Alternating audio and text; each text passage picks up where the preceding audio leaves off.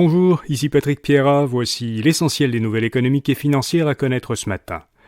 Plusieurs applications mobiles permettent à des gens de faire du travail à la demande, mais quelle place exactement occupent ces activités dans l'économie ?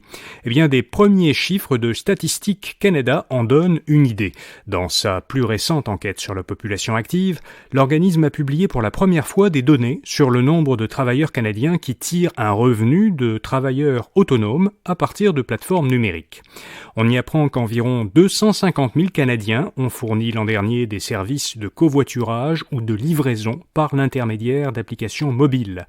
La majorité le faisait à temps partiel, mais 58 000 exerçaient l'une de ces deux activités à temps plein, soit 0,3% de la population active.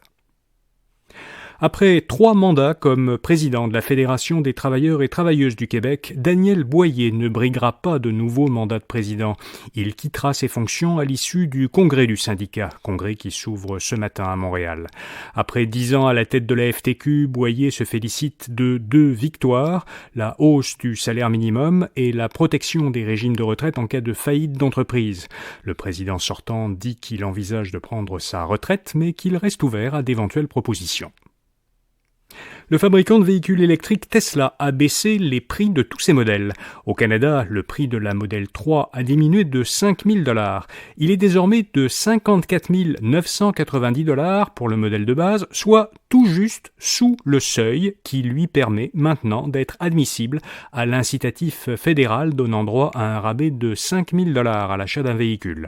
Compte tenu du rabais de 7 000 $ du gouvernement provincial au Québec, la Model 3 est maintenant admissible au Québec à des incitatifs totaux de 12 000 $ sur le prix après taxes et autres frais d'achat. Selon le Wall Street Journal, YouTube teste un nouveau service qui permettrait à ses utilisateurs de regarder sans frais des chaînes vidéo s'apparentant à des chaînes de télévision, diffusant en continu, gratuites et financées par des publicités. YouTube concurrencerait ainsi directement plusieurs systèmes de diffusion sans fil qui offrent des chaînes gratuites, comme celui de l'entreprise américaine Roku. Ces chaînes proposent à leurs utilisateurs un programme de contenu vidéo diffusé en fonction d'une grille horaire à la manière des émissions diffusées à la télévision traditionnelle. Et puis, comme chaque lundi, InfoBref vous fait découvrir une jeune entreprise québécoise innovante. Aujourd'hui, Oneka, une start-up de Sherbrooke qui rend potable l'eau de mer grâce à l'énergie des vagues.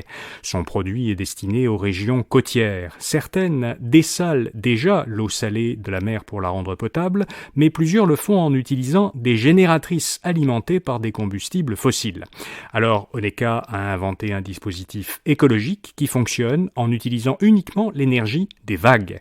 Il est installé sur une bouée qui flotte au large et qui est attachée à une ancre.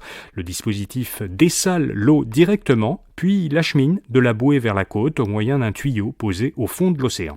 Apprenez-en plus sur l'ingénieuse solution d'Oneka en lisant le portrait de cette entreprise à infobref.com. Voilà, vous savez l'essentiel. Merci d'écouter ce bulletin audio quotidien InfoBref Affaires. Bonne journée, à demain matin.